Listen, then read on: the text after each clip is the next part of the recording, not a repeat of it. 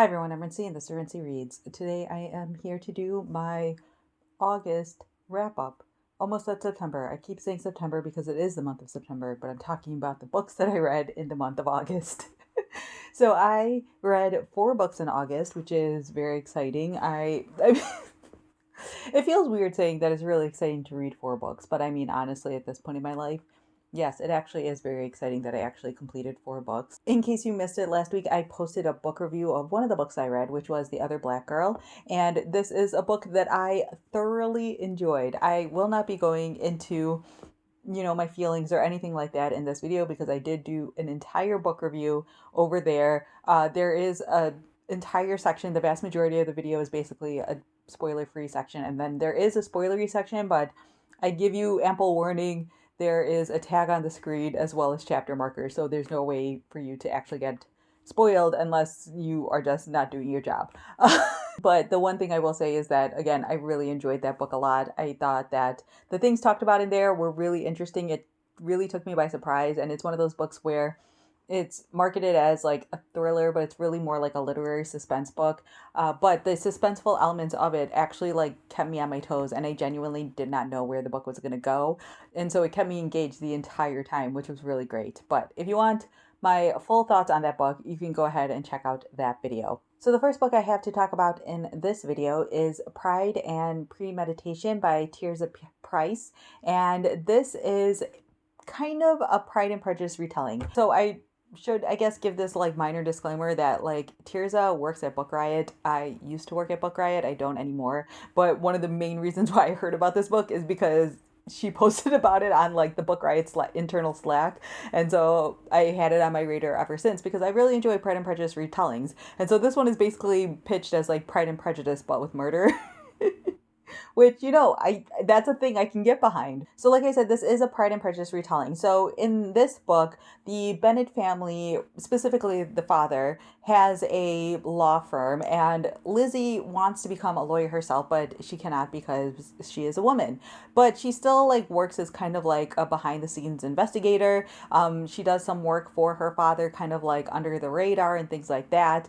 And she's hoping that like if she does a good enough job, then she will eventually get hired as an actual lawyer at the firm. Mr. Collins also works at this law firm, as well as Charlotte, who works as like a secretary, and her and Mr. Collins are constantly butting heads. And so her father basically tells her like if she wants to prove herself and really become a lawyer at this firm, she has to like prove that she deserves it. And so she basically starts like looking into potential cases that she could work, and she hears about this young man named Bingley who has been accused of murder. And so she starts to look into the case, but she runs into this guy named Fitzwilliam Darcy, who comes from the Pemberley law firm, and they start like butting heads and all of this stuff. And so, it's kind of a mystery with all of these characters from Pride and Prejudice. So this is a really fun book. I would say that if you are someone who is like really into Pride and Prejudice retellings,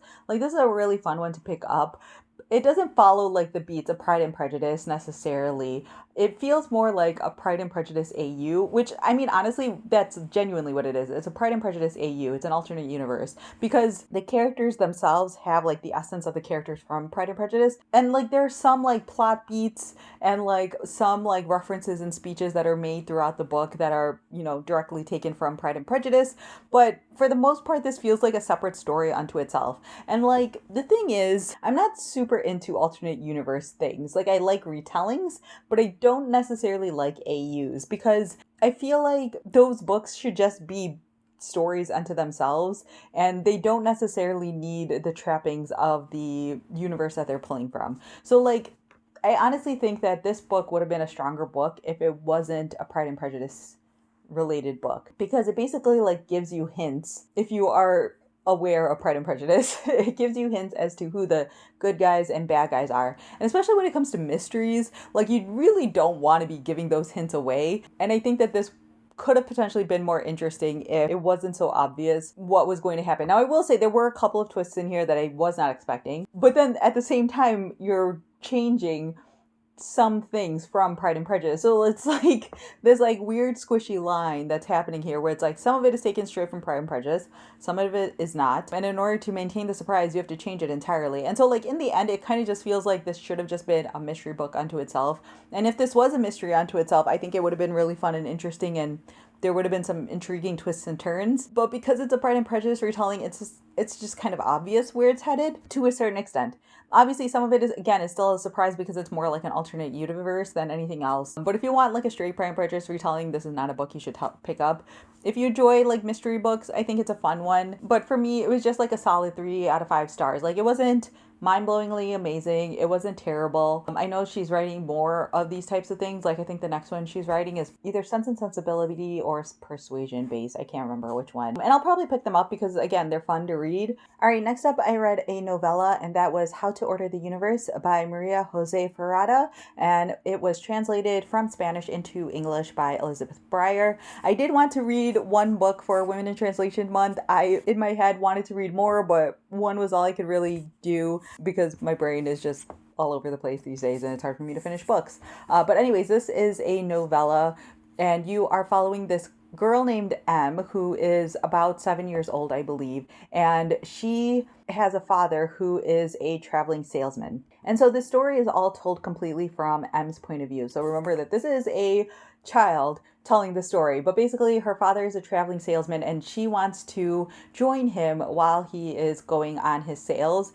But again, she's only 7 years old, and so you hear a little bit about how she is able to get out of school and join her father for a little bit, and kind of like the little adventures that they go on. But obviously like the things that are happening, there's more happening in like the bigger world, and they're just sort of like hinted at, and you start to pick up more and more about what is happening with this family, what is happening with this kid and the father, and all of this different stuff. Again, it's like you see like sort of like over the course of time how M has followed her father, and sort of like certain things about a specific town that they visit, and then they end up meeting a specific person who kind of changes the course of their life. This is a really beautiful novella. I feel like it's a little bit difficult to talk about because like again, it's a novella, so like talking about the plot, you can really get into the weeds of just talking about the plot, but the plot isn't necessarily like what it's about. It's about this sort of father-daughter relationship, and that innocence that children like look at their parents, and then sort of like the realizations you start to have once you've grown up. Like you can tell that Em is telling certain things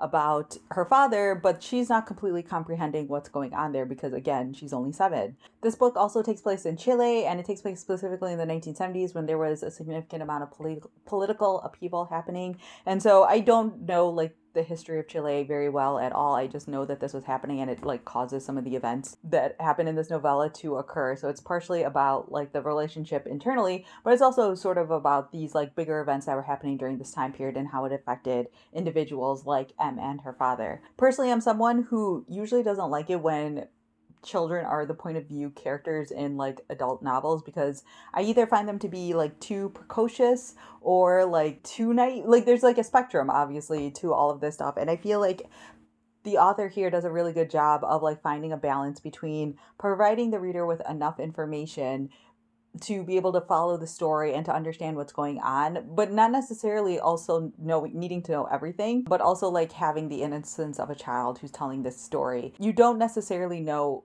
all of the details of the family, or at least I didn't, but also I was okay with it because you basically understand what's happening. So I feel like if you're like me and you typically don't like children as your like main point of view characters in books like this, I feel like this one is kind of an exception to the rule. But if you do like children as your POV characters, then I feel like you would really enjoy this. There's a real like sweetness and a lot of heart to this story. Like part of that just comes from like the fact that this child who's telling the story is so innocent, and then like events happen and things change, and you kind of see like just as everything unfolds, it's really beautiful and heartbreaking and moving, and just like a wonderful little novella. I highly, highly recommend it. I would give it a 4 out of 5 stars. And I think it was like the perfect read to be able to pick up during Women in Translation Month. All right, and the final book I have to talk about today is The Five Wounds by Kristen Valdez-Quaid. This is, I believe, the author's debut novel, and I think she put out a short story collection a number of years ago. This is a beautiful literary fiction book that I thoroughly enjoyed. You are following this family that lives in New Mexico. There is Amadeo, who is 33 years old, and he has been given the part of playing Jesus at the Good Friday service that is taking place later this week,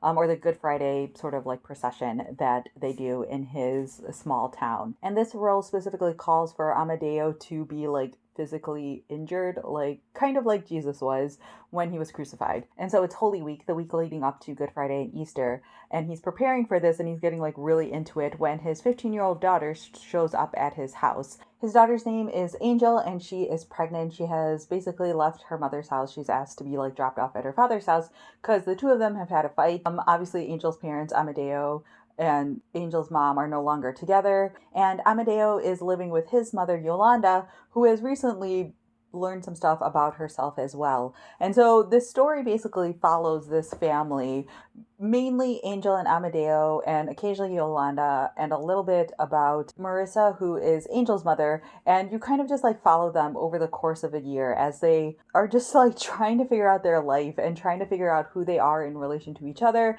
and what's going to happen to them in the future. These are all people who have kind of like quote unquote failed in their lives in a variety of ways and are struggling and are trying to get by, and not just like get by but kind of succeed, but they keep failing or taking these missteps. The book itself is just like so beautifully written. Like all of these characters are so well fleshed out. I'm someone who doesn't necessarily love multiple POV books, but this is one that's done really, really well because each point of view character has its own distinct voice and ideas and life that it's going through. All of them are so complicated. I felt like as a reader, you really feel tenderhearted towards every single one of these characters because while you're in their points of view, you see sort of how they're trying to do better and how they're trying to be better, but for whatever reason, either like they're failing or the circumstances around them are failing them, and they're put in these like situations or they fall into these terrible cycles.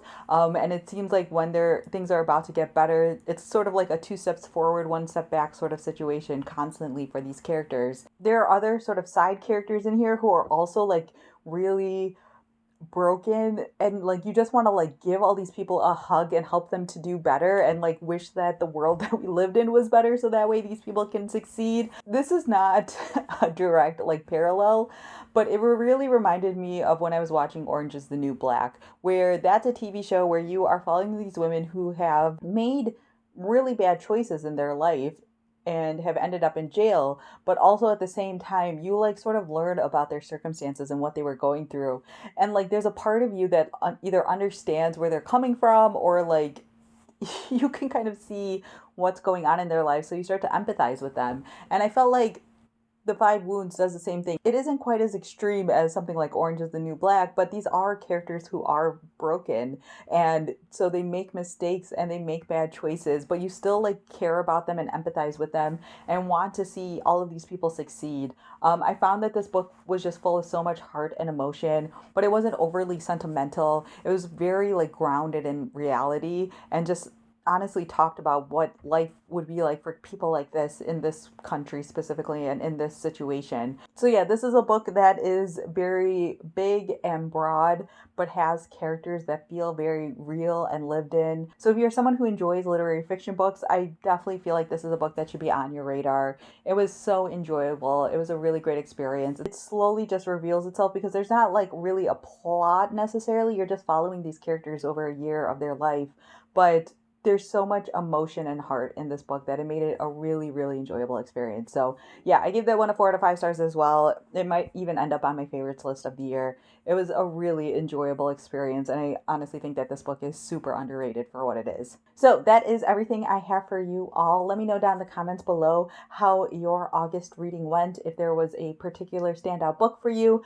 feel free to leave that down in the comment section for me because, you know, I love getting book recommendations.